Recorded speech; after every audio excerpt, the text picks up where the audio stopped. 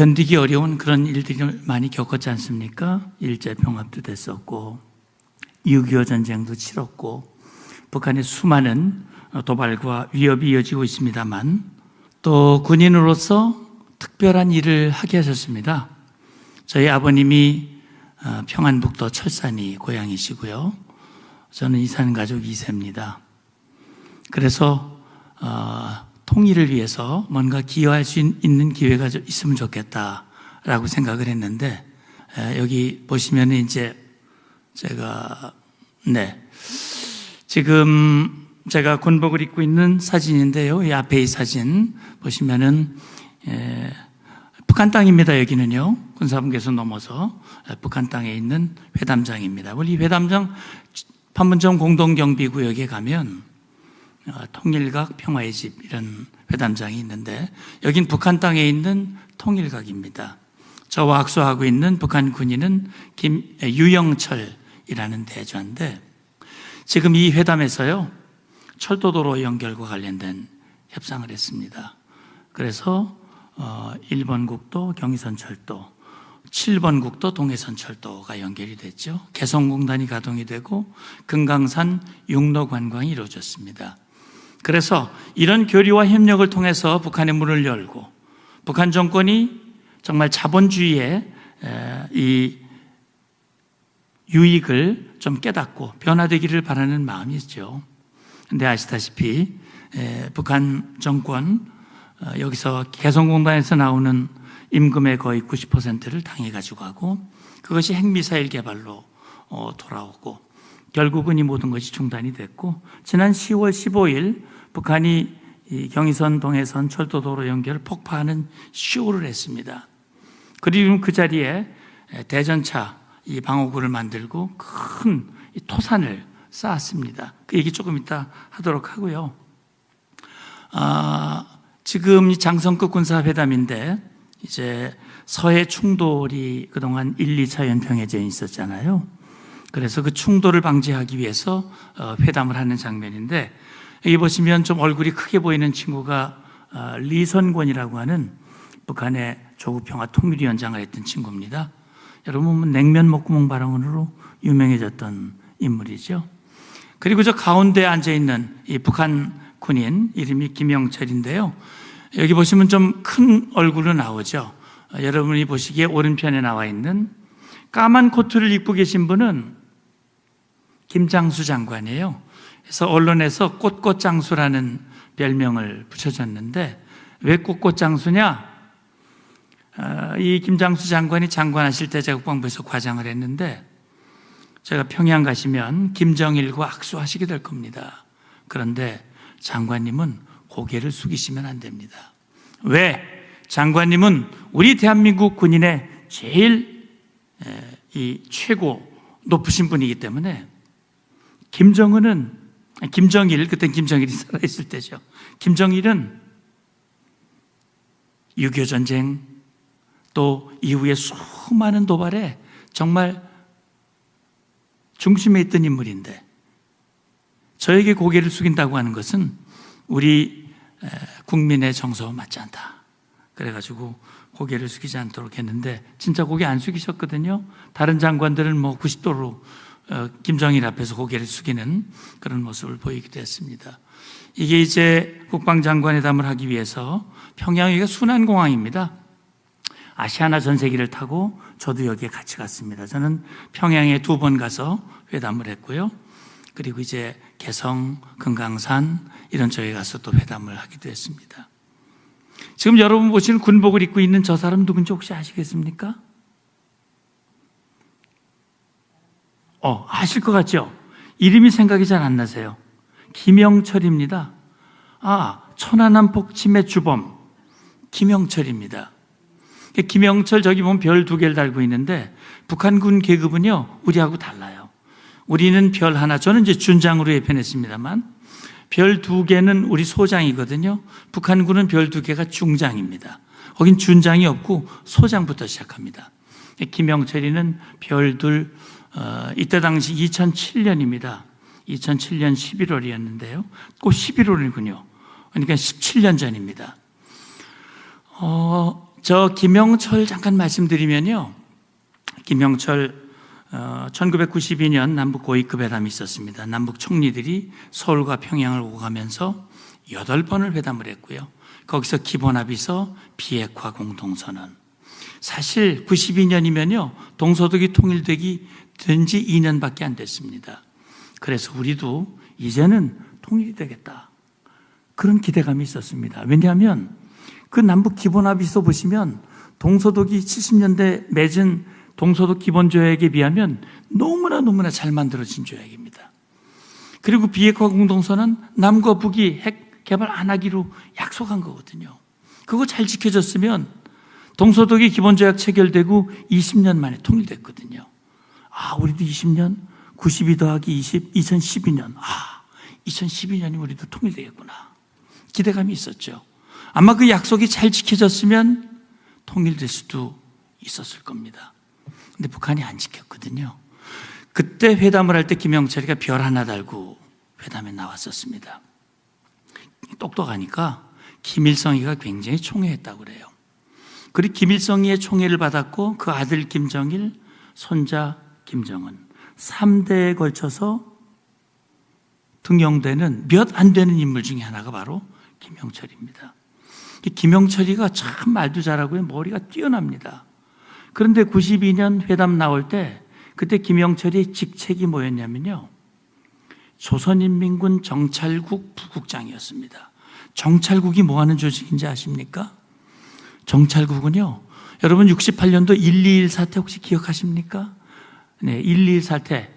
북한 특수군이 청와대 근처까지 침투를 해가지고 박정희 대통령을 시해할 목적으로 들어왔었습니다. 그 특수부대를 지휘하는 조직이 정찰국입니다. 그 정찰국의 부국장이 평화의 가면을 쓰고 나타나서 우리 잘 지내보자 라고 회담을 한 거죠. 북한은요, 회담을 하러 나오는 사람과 뒤에 돌아가서 우리 뒤통수를 치는 사람하고 같은 인물입니다. 북한 집단은 대화와 도발이 같은 수단입니다. 그들의 목표를 달성하기 위해서 때로는 잘 지내보자고 대화했다가 싹 돌아가서 마음에 안 들면 뒤통수 치면서 또 목적을 달성하는, 그래서 북한의 대남 전략을 화, 전, 양면 전술, 양면 전략 그렇게 말하는 거거든요. 그 대표적인 인물이 김영철입니다. 잘 지내자 그래놓고 돌아가서 도발하고. 김영철이가 잘하는 거 하나 있습니다. 뭘 잘하냐면요, 거짓말을 잘합니다. 어느 정도 잘하냐? 저 사람이 말하는 게 진실인지 거짓말인지 구별이 안 됩니다. 굉장히 어렵습니다. 그래서 저는 저 사람이 말하는 건 일단 의심부터 하고 이제 듣거든요. 그래서 우리가 그런 얘기하죠. 북한의 말은 믿지 마라. 그들의 행동을 보고 판단해라. 그런 얘기거든요. 그러니까 저 입에서 나오는 말을 믿을 수가 없어요. 그런데 그런 얘기를 해요. 자기는 최고 지도자와 언제든지 맘만 먹으면 만날 수 있다. 에이, 거짓말. 그렇게 생각했거든요. 그런데 말이죠. 저기 2007년인데 2009년에 김영철이가 별 2개를 더 달았습니다. 대장이 됐습니다. 그리고 정찰 총국장이 됐습니다. 제가 생각해 보니까요, 북한에 2008년에 굉장히 중요한 일이 있었어요. 2008년 무슨 일이 있었냐? 김정일이가 쓰러졌습니다. 김정은의 아버지. 갑자기 후계자 문제가 불거졌습니다. 그게 부랴부랴 해서 후계자 김정은이가 세자로 책봉이 됐죠. 세자 맞죠? 김씨 세습 정권입니다. 북한 뭐 사회주의? 아이고, 사회주의는 무슨 사회주의입니까? 김씨 세습 왕조입니다. 독재 체제죠. 21세기에 그렇게 세습하는 체제가 어디 있습니까? 김정은이가 세자가 됐어요. 근데 나이가, 김정은이가 몇 살인지 아십니까? 27? 지금요? 김정은이가 84년생입니다. 그러면 우리 지금 법정 나이로 40살이 딱 된 거죠. 그런데 2009년에 세자가 됐으니까 15년 전이잖아요. 그러면 25살이죠. 그때 당시에는. 25살의 후계자가 됐으니 아버지 김정일이가 깨어나서 보니까 걱정이 많아요.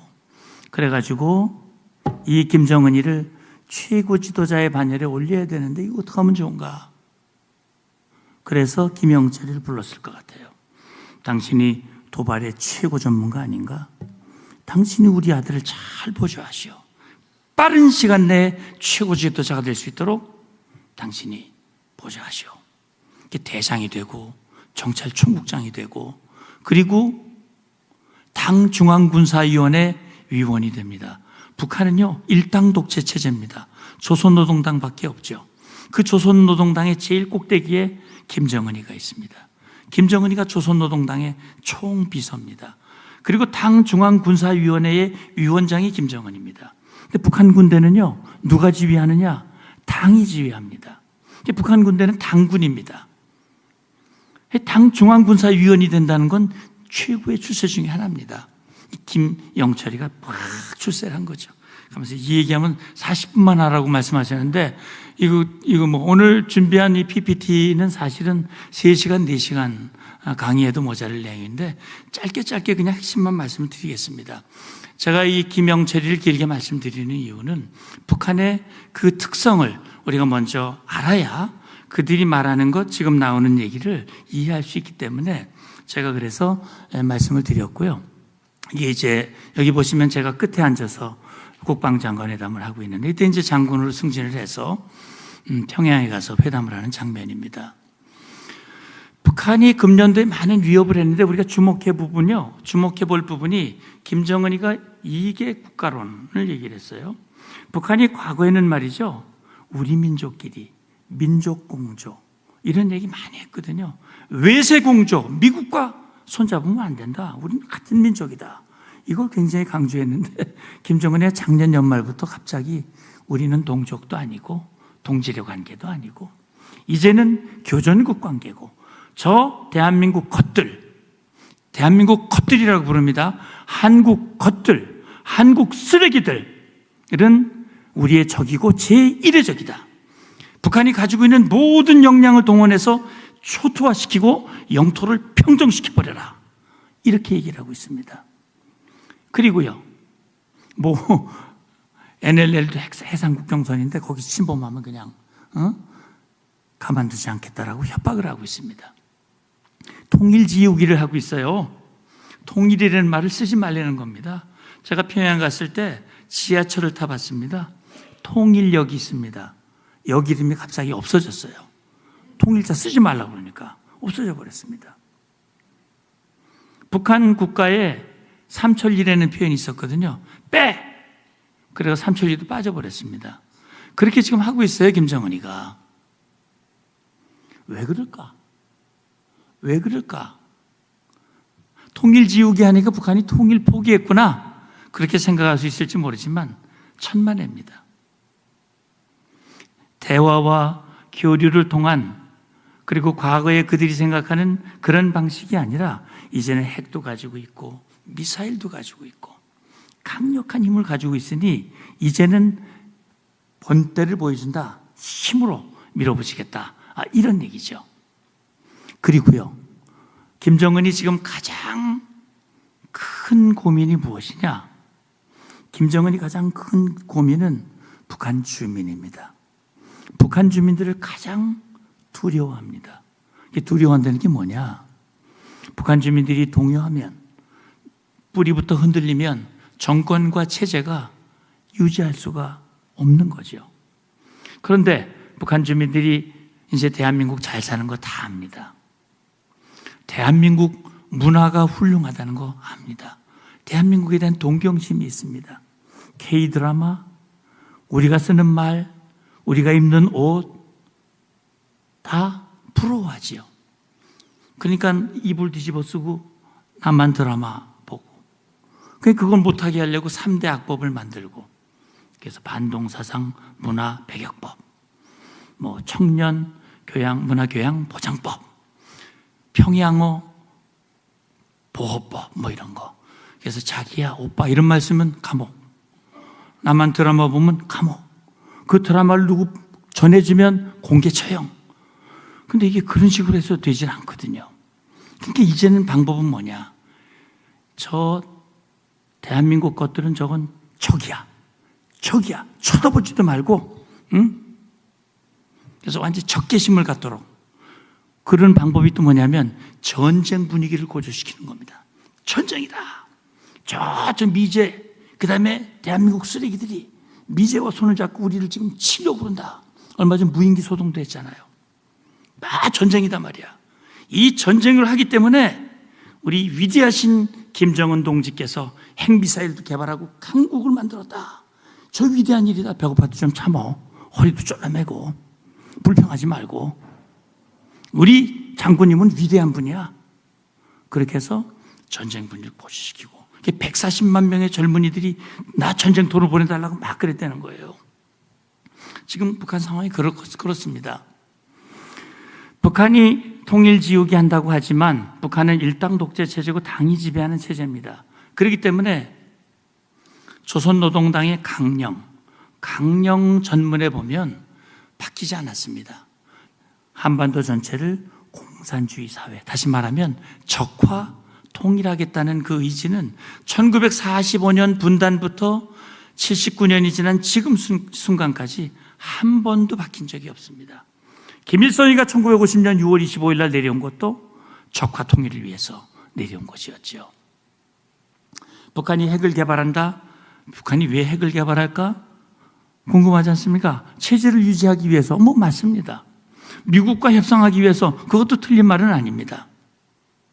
근데 궁극적인 목적은 여기 보시면 내부적으로는 김정은의 1인 지배 체제를 공고히 하고 사실 북한이 6번 핵실험을 했거든요.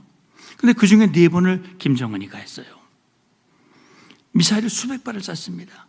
나이가 젊고 카리스마도 부족하고 그러니까 빠른 시간 내에 업적을 드러낼 수 있는 것은 군사력입니다. 강한 힘을 통해서 이렇게 위대한 지도력을 과시하고 지배체제를 공고히 하려고 했다. 그리고요, 우리보다 힘이 세야 남침을 할 거 아닙니까? 그런데 재래식 전력은 돈이 많이 들어갑니다. 여러분 F-35 스텔스 전투기 아시죠? 그게 지금 거의 2억 달러 가까이 됩니다. 전투기 한 대에. 북한에서 그 돈이 어마어마한 돈이거든요. 우리가 40대를 들여왔고 20대를 또 들여옵니다. 돈이 많이 들거든요. 가성비가 좋은 핵, 그다음에 화학, 생물무기, 그다음에 특전부대 이런 비대칭 전력을 강화하는 겁니다. 그렇게 해서 대남 군사력의 우위를 통해서 자기의 뜻을 이루고자 하는 그런 의지를 가지고 있는 것이죠. 그리고 미국하고는 요 며칠 전에 지난 10월 말일 날 북한이 ICBM을 쐈습니다. 고체 연료 기반의 ICBM입니다. 이게 고도로 7,000km까지 올라갔는데 이걸 정상 각도로 쏘면 15,000km 날아갈 수 있습니다. 미국 본토 어디든 다 때릴 수 있는 거죠. 왜 그렇게 하냐? 미국을 향해서 한국 돕지 마. 한국 도우면 워싱턴, 뉴욕 다 불바다 만들 거야. 이런 뜻이거든요. 자, 그래서 과거에는 그랬어요. 핵 처음 만들 때는 우리는 핵 만들 의지도 없고 능력도 없어 막 그랬어요. 거짓말하는 거죠. 그 다음에 핵실험 막 해서 핵을 딱 가지니까 그 다음부터는 이건 우린 방어용이야. 절대 이건 사용하지 않을 거야. 그 다음은 막 실험이 늘어나고 미사일이 막 하고 나니까 이제는 언제든지 선제에 사용할 수 있어. 이게 핵무력 정책법입니다. 그리고 군사정찰 위성 작년에 3번 쐈거든요. 2번 실패했습니다. 3번째는요. 김정은이가 작년 9월에 보스토치니 러시아 우주기지를 찾아갔어요. 푸틴하고 만났잖아요. 푸틴이 그랬어요. 북한의 위성 돕겠다. 그리고 11월 달에 발사했는데 성공했어요. 성공했다는 말씀은 뭐냐? 궤도에 올렸다는 얘기입니다. 그런데 이 위성이라는 건 눈이 좋아야 되거든요. 근데 거기에 실린 만리경 1호라고 하는 정찰 위성을 1차 때 떨어진 걸 한미가 수거해가지고 다 분석을 해보니까 아이고 그냥 일반 소니 카메라 정도 수준밖에 안 되는 거예요. 정찰 위성으로서의 기능은 아직 없는데 푸틴이 도와주면 가능할 수도 있습니다. 이거는 설명하려면 길기 때문에 그냥 지나가겠습니다. 이게 북방한계선과 관련된 얘기인데요. 이건 북한이 끊임없이 우리 북방한계선을 무력화하려고 시도를 해왔습니다. 그래서 군사 도발에 저 1, 2차 연평해전이 있었고 천안함 연평 또 포격이 있었고요. 회담을 통해서도 끊임없이 NLL을 무력화시키려고 했습니다. 제가 회담을 하면서 그걸 막아내느라고 얼마나 기도를 많이 했는지 모릅니다. 북한은 그런 얘기를 합니다. 자기들이 핵을 개발한 것은 미국 책임이고 한국 책임이다. 왜? 미국이 미군을 갖다 놓고 있고 한국과 연합연습하고 주한미군은 북침을 위해서 주둔하고 있고 한미연합연습은 북침 핵전쟁 연습이다. 그렇기 때문에 자기들은 너무나 두려워서 핵을 개발하지 않을 수가 없었다. 이 모든 책임은 한국과 미국에게 있다. 맞습니까? 그게 북한 주장이에요. 그런데 보십시오. 1953년 7월 27일 정전협정이 체결됐어요. 71년이 흘렀습니다. 한국과 미국이 북한을 먼저 공격한 일이 있습니까? 없습니까? 단 한 번도 없습니다. 저는 미국이 이해가 안 돼요. 세계에서 제일 큰 나라인데 말이죠. 1968년에 푸에블로호가 납포가 됐어요. 100여 명의 선원들이 1년 동안 북한에 억류되어 있었습니다. 이듬해 69년에는 이씨 원투원 정보기가 북한에서 격추가 됐습니다. 76년에는 판문점에서 미군 장교 2명이 북한군에게 도끼로 살해가 됐습니다. 도끼 만행 사건이죠. 그런데 어째 북한은 한 번도 응징을 안 했을까? 미국이. 그래서 김일성, 김정일, 김정은이가 간이 배 밖으로 나온 것 같아요. 미국이 우리 공격도 안 해. 그리고 저 비무장지대 가보십시오. 군사분계선 그쪽 저도 쭉 다 가봤습니다만 북한 군인들 개판입니다. 여기서 개판이라는 말을 쓰기가 좀 그렇긴 한데 어쨌든 왜? 남한이 먼저 공격 안 한다는 거 알아요. 남한이 침투도 안 하고 공격 안 하는 거 알기 때문에. 그런데 그 책임이 한미에 있다? 말이 안 되는 얘기죠. 지금 전쟁 분위기를 고조시키는 거예요. 한미연합연습은 방어연습입니다. 그게 공격연습이 아니에요. 저도 많이 해봤습니다. 아니거든요. 그럼에도 불구하고 전쟁 분위기를 끊임없이 고조시키는 겁니다. 평화협정 체결하자고 하는데요. 여러분 평화협정 체결하는 거에 동의하십니까? 어떠십니까? 그 월남을 아시죠? 월남이 1973년에 파리에서 평화조약을 체결했습니다. 미국이 전쟁 빨리 끝내고 싶었어요. 그래가지고 평화조약 체결하고 2년 만에 공산 월맹이 자유월남을 무력으로 침공을 해서 무력 적화 통일을 했습니다. 그때 많은 이 자유인들이 목숨을 잃었습니다. 보트피플이 생겼고요. 김일성이가 무릎을 탁 쳤습니다. 미군 내쫓는 방법은 간단하구만. 평화협정 체결하면 되는구만. 그때부터 김일성이가 끊임없이 평화협정을 체결하자고 주장을 했습니다. 그런데 말이죠. 역사적으로 보면 협정이 평화를 보장한 적이 없습니다. 2차 세계대전 때도 영국의 총리가 히틀러하고 평화협정 체결하고 전쟁 없다고 흔들었지만 웬걸 바로 전쟁이 일어났거든요. 협정이 평화를 보장해 주는 것이 아닙니다. 평화는 지금 대통령이 강조했던 말이 맞습니다. 힘으로 지켜지는 겁니다. 그렇기 때문에 이제 평화라고 하는 것은 위협을 하는 요인들을 제거하고 강력한 힘을 가질 때 진정한 평화가 이루어지는 거거든요. 이제 북한은 그런 얘기를 해요. 평화협정은 미국과 북한이 맺어야 된다는 거예요. 왜? 한국 너희는 정전협정의 당사자가 아니기 때문이야. 그런데 북한 말 맞습니까? 우리 정전협정 당사자 아닌가요? 어떻습니까? 우리 대한민국이 정전협정의 당사자입니까? 아닙니까? 예. 대한민국은 정전협정의 당사자입니다. 아니라고 말하시는 분들도 있어요. 소명 안 했잖아. 반대했잖아. 뭐 회담에 참가 안 했잖아. 그런데 반대한 것도 맞아요. 그런데 회담에는 참여했습니다. 우리 대한민국 장성이 정전협정 협상 2년 동안 참여했습니다. 이승만 대통령이 반대했죠. 왜 반대했습니까? 미국이 그냥 떠나려고 하니까. 미국이 만약에 정전협정을 체결하고 떠나버리면 김일성과 모택동과 스탈린은 반드시 재침할 것이다 라는 생각을 가지고 있었던 거죠. 저는 놀라운 일입니다. 이승만 대통령의 결단으로 우리는 미국과 동맹을 체결할 수 있었던 거죠. 우리는 정전협정의 당사자입니다. 동맹 나왔습니다만 6.25 전쟁 김일성이가 50일이면 석권할 수 있다고 본인은 확신했습니다. 왜? 49년도에 주한미군 모두 철수했죠. 50년 1월 미국의 민주당 트루만 정권의 국무장관이었던 애치슨이 태평양 방위선을 냈는데 한국을 빼버렸습니다.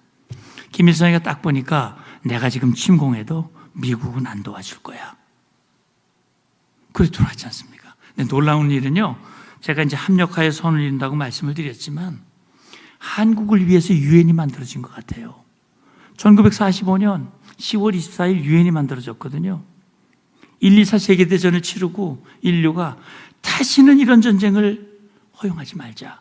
국제사회가 힘을 합쳐서 집단안전 보장을 하자. 유엔 만들었습니다. 첫 번째 집단안보가 6.25 전쟁입니다. 근데 그 유엔은요, 우리 대한민국을 탄생시켰습니다.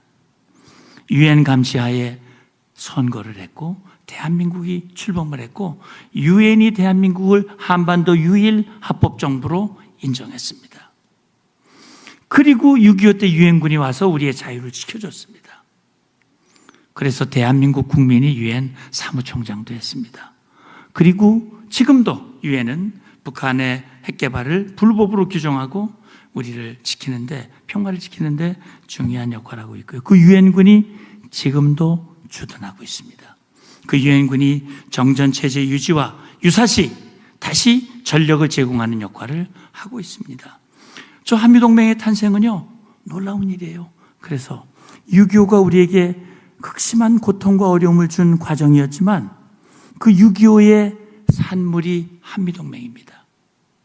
전쟁 전에는 한미동맹이 없었지만 전쟁을 휴전하면서 이승만 대통령의 결단으로 한미동맹이 이루어졌습니다. 작년이 정전 70년, 동맹 70년이었습니다. 한미동맹이 없었다면 김일성이는 반드시 재침했을 것이고, 그렇다면 우리는 이 자리에 없을 수도 있습니다. 놀라운 일이죠. 6.25 전쟁 당시 전사한 미군의 숫자가 몇 명이냐? 36,574명입니다. 지금 북한군 병력 우크라이나가 점령한 쿠르스크 지역에 10,000명 넘게 간다고 그럽니다. 아마 총알바지,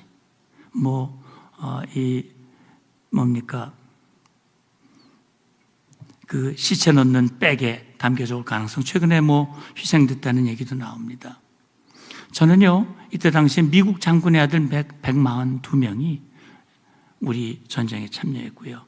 아이젠하워 대통령의 아들도 전사했습니다. 우리 대한민국을 위해서 많은 분들이 목숨을 잃었고 자유를 지켜줬습니다. 한미동맹을 혈맹이라고 하는 이유가 여기에 있습니다. 우리는요, 힘에 의해서 우리의 평화를 지키고 있죠. 감사한 것은요, 작년에 북한의 핵미사일 위협이 고도가 되면서 대통령이 미국에 가서 워싱턴 선언을 합의했습니다. NCG라고 하는 걸 만들었습니다. 한미가 확장 억제를 일체화하는 합의를 한 겁니다. 그래서 저는 워싱턴 선언은 제2의 한미 상호 방위 조약이라고 생각을 합니다. 김정은이가 열받아요. 핵미사일 역량을 높이면 높일수록 한미 동맹과 연합 방위 체제와 대응 능력은 더 빨리 높아지니까 김정은이가 짜증을 부리고 있는 겁니다. 그리고요, 한미일이 또 하나가 됐습니다. 기억하십니까? 한국과 일본의 관계가 작년 3월 이전만 해도 얼마나 나빴습니까? 저는 그동안 국방부 20년 근무하면서 한일 일본하고도 협상을 많이 하고 중국, 미국하고 협상을 했습니다만 한일 관계 좋았거든요. 그래도. 그런데 정말 이보다 나쁠 수 없을 정도로 한일 관계가 나빴었는데 작년 3월 이후 한일 관계가 복원이 되면서 한미일이 하나가 되는 그런 상황이 됐습니다. 북한이 미사일을 쏘면 한국과 미국, 일본이 정보를 동시에 공유하면서 함께 대응을 합니다. 김정은이가 열을 받으니까 푸틴 바지가랑이를 잡은 것 같아요. 이거 안 되겠다. 중국은 못 믿겠고 푸틴이라도 잡자. 이게 지금 김정은의 생각이라고 봅니다. 우리 정부는 통일 대북 정책, 통일을 앞세우고 있습니다. 특히 저기에 제가 노란 글자로 쓴 것은 북한의 인권 문제. 우리 통일은요, 북한 주민들에게 자유를 주는 일이고 문을 열어서 복음이 북녘 땅으로 확산되게 만드는 일입니다.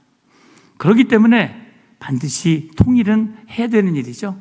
그래서 지난 8월 15일 윤석열 대통령이 자유통일 독트린을 발표했습니다. 저는 윤석열 독트린이라고 얘기하고 싶어요. 3.1 기미독립정신, 8.15 모두 키워드는 자유입니다. 인권입니다. 그런데 지금 자유와 인권은 휴전선 이남에만 보장이 되고 있습니다. 저 이북 땅 김정은이가요, 저 북한 땅을 모두 이제 감옥으로 만들고 있습니다. 남쪽 군사분계선 일대에 장벽을 치고 지뢰를 깔고 불모지를 만들어서 누구도 나무를 못 넘어오게 그렇게 지금 만들고 있습니다. 중북 국경선에도 철조망을 다 쳤습니다. 1000km가 넘는 그곳에 장벽을 치고요. 누구도 나가지 못하게. 그러면서 인권을 탄압하는 이런 상황이 벌어지고 있습니다. 우리가 자유를 누리면서 북에 있는 우리 동포들을 눈 감고 있을 수는 없는 거 아니겠습니까? 그렇기 때문에 이제 저는 북한의 변화를 유도해야 된다고 생각하는데요. 김정은 정권이 스스로 변화할 것 같지는 않아요. 방법은 이제는 북한 주민들의 생각을 변화시키는 거죠. 1990년 동서독이 통일이 됐는데 동서독 통일에 있어서 서독이 동독을 향한 정책을 한 단어로 한번 표현해봐라 얘기하면 변합니다. 키워드는 변합니다. 서독 정부는 끊임없이 동독 주민을 변화시키기 위해서 노력했습니다. 그 변화는 뭐냐?